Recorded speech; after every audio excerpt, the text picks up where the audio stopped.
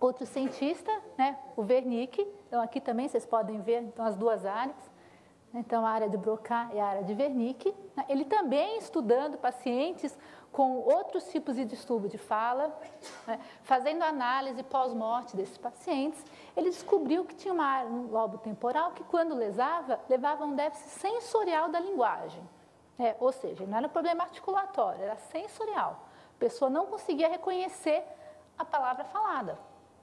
Ele tinha audição? Tinha, só que ele não reconhecia o significado daquela palavra. Bom, e aí ele escreveu, né, falando de 1850 a 1860, que essa área de Wernicke era conectada, o sistema e fibras nervosas, à área de Broca, formando assim um sistema complexo responsável pela compreensão e expressão da linguagem falada. Bom, então, vê que interessante. Isso você só conseguia ver o macroscópico. Ele só via essas áreas. E olhando essas áreas, ele postulou que tinha alguma ligação, que ele chamou de fibras nervosas, né, que estaria unindo essas áreas para formar todo o complexo da fala.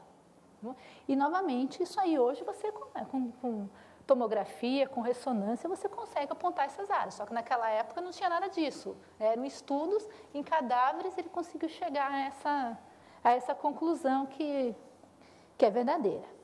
Bom, aqui tem outros cientistas, né? A maioria é sempre assim, alemães, franceses, ingleses, que foram estudando esses eram dois cientistas alemães, né, o Friedrich e o Hitzig, que estimularam, eles trabalhavam com cachorros, né? Então eles estimulavam eletricamente pequenas regiões da superfície do cérebro de cães acordados. Então prendia o cachorro, né, te cortava a calota craniana e ia direto lá.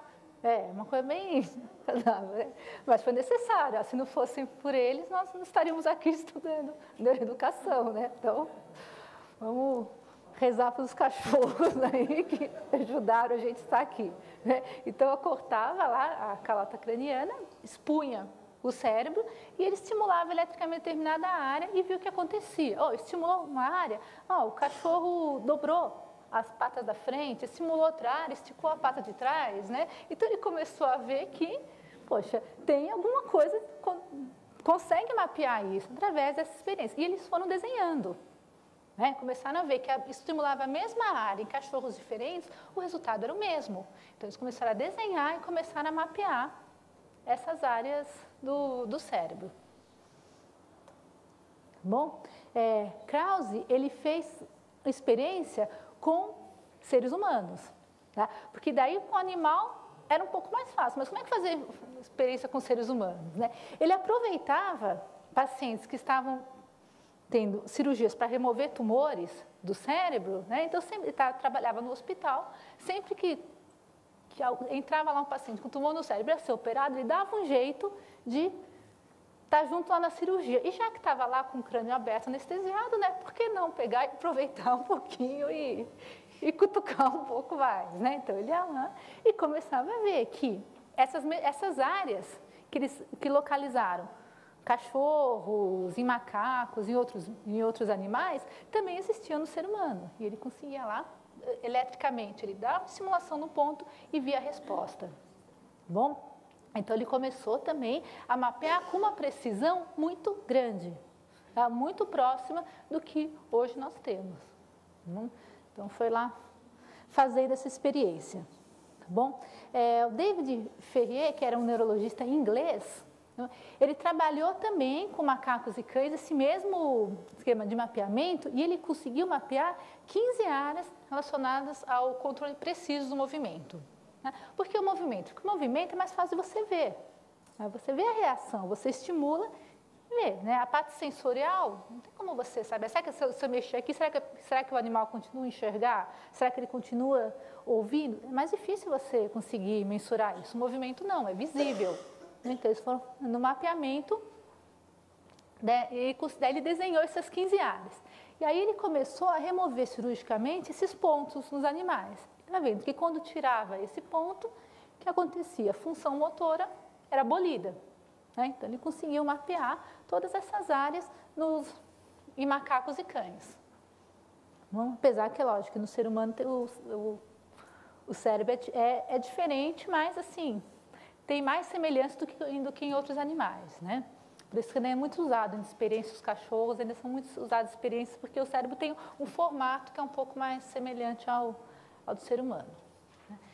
Só que isso que eu falei até agora são questões macroscópicas, questões que você vê, né? Agora, o cérebro tem toda a parte microscópica também, que são as células, e que na época não havia instrumentos ainda para conseguir olhar essas células, né? Mas teve um microscópio que foi criado em 1600, sim, conseguiu criar um conceito de célula, né? Então, criou o conceito de célula, só que ainda não conseguia enxergar as células, porque as células cerebrais só conseguiam ser enxergadas depois, né? Então, existia esse conceito de que, como existiam as células que formavam os tecidos, muito provavelmente o tecido nervoso também é composto por células.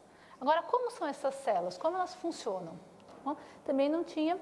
Esse conhecimento vai surgir em 1824, com o microscópio moderno, que ainda não é o microscópio que a gente usa hoje, o eletrônico, mas era um microscópio com uma resolução maior, que permitiu, pela primeira vez, olhar que toda aquela massa cerebral que se conseguia ver olho nu, era composto por pequenas células, que hoje a gente chama de neurônios, né? Naquela época não tinha esse conceito que era neurônio.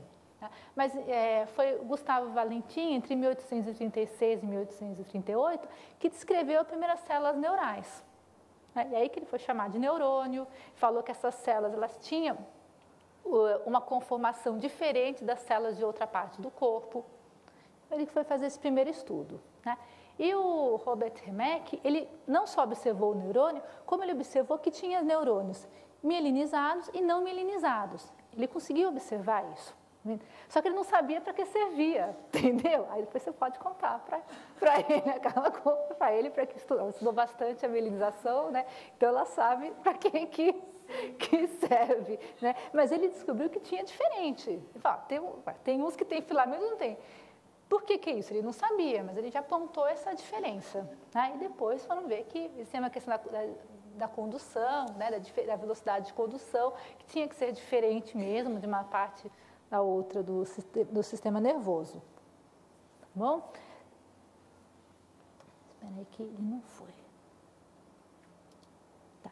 Bom, foi só com a descoberta dos corantes que permitiu tingir esse preparado para o microscópio, que conseguiram realmente olhar, visualizar o neurônio tal qual como ele é hoje. Bom, então, por volta de 1850, surgiram as técnicas mais avançadas que coravam o neurônio e que já davam uma imagem dessas. Bom, e aí já me mostrava, o neurônio tal como ele é hoje, né? Com corpo celular, os dendritos, os axônios, né? E conseguia fazer uma ideia melhor de como esse neurônio era. Né?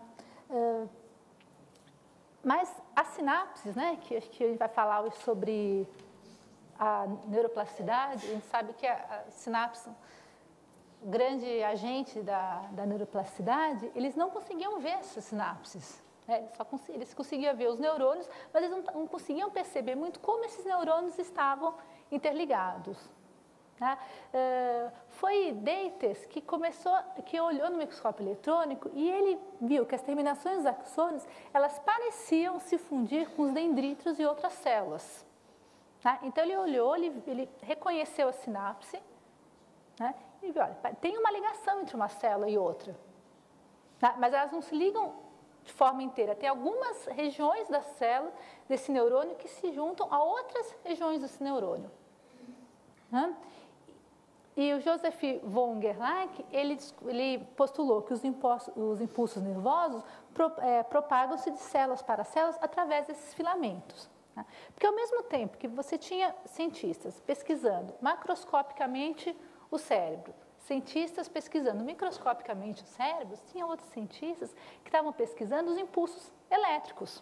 Como é que se dá esses impulsos elétricos?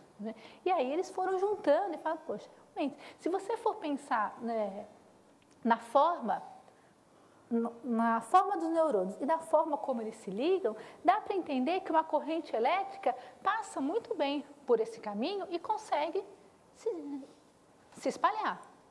Né? E aí eles foram juntando o conhecimento de uma área e outra, para poder explicar como é o funcionamento mesmo do cérebro. Hoje a gente sabe, a condução nervosa, a condução elétrica. Mas até chegar a esse conhecimento de que as informações passam por via elétrica, precisou passar por um conhecimento de anatomia mesmo, para você entender como é o formato dessas células, para você ter toda essa condução. Bom, então as sinapses elas passaram por uma série de descobertas, uma série de conhecimento. Tá? O Camilo Golgi, ele inventou uma técnica específica para corar neurônios. Tá? E nessa técnica, ele conseguiu ver todas as ramificações. Né? Então, ele conseguiu corar grandes números de grandes extensões de células do sistema nervoso e conseguiu ver que realmente tinha as ramificações, tem as sinapses, que cada neurônio se liga a muitos outros, que essas ramificações, não é como eles pensavam, um neurônio se liga a 3 ou 4. Não, é um neurônio se ligando a dezenas, alguns, e esse vai se ligar a outras dezenas, e forma toda uma rede neural, né? Que é aqui o conceito que nós temos hoje em dia. Então, ele conseguiu, né, provar mesmo que essas ramificações, que eram microscópicas, que elas existiam. E isso dá um impulso muito grande para o estudo da neurologia, das neurociências, a mostrar que essa ramificação é o que permite que o impulso nervoso se transmita de uma forma tão rápida. Porque isso também era uma dúvida na época. Como é que é tão rápido? Como é que o pensamento é tão rápido? Não é? Como é que eu estou andando e piso em algo que me machuca o pé, tiro o pé praticamente na mesma hora? Por que é tão rápido esse estímulo? Eles começaram a ver que é porque tinha muita ramificação. Então, tem muito caminho que esses estímulos podem estar passando. Bom, tudo bem, né? Então, os cientistas já começaram a descobrir como é que era, por que o cérebro tinha aquele formato, que tinha áreas específicas, que existia estimulação elétrica para passar os estímulos, né? Mas sempre tinha uma dúvida grande, né? Será que essas células, elas continuam nascendo? Né? Ou não? Né? Será que o neurônio lesado, ele consegue se recuperar ou não? Tá? O conceito que eles tinham na época era que não nascia neurônio. Não houve que uma vez que o neurônio morresse, não nascia mais. Né? Então, esse era o conceito que até então a comunidade científica tinha.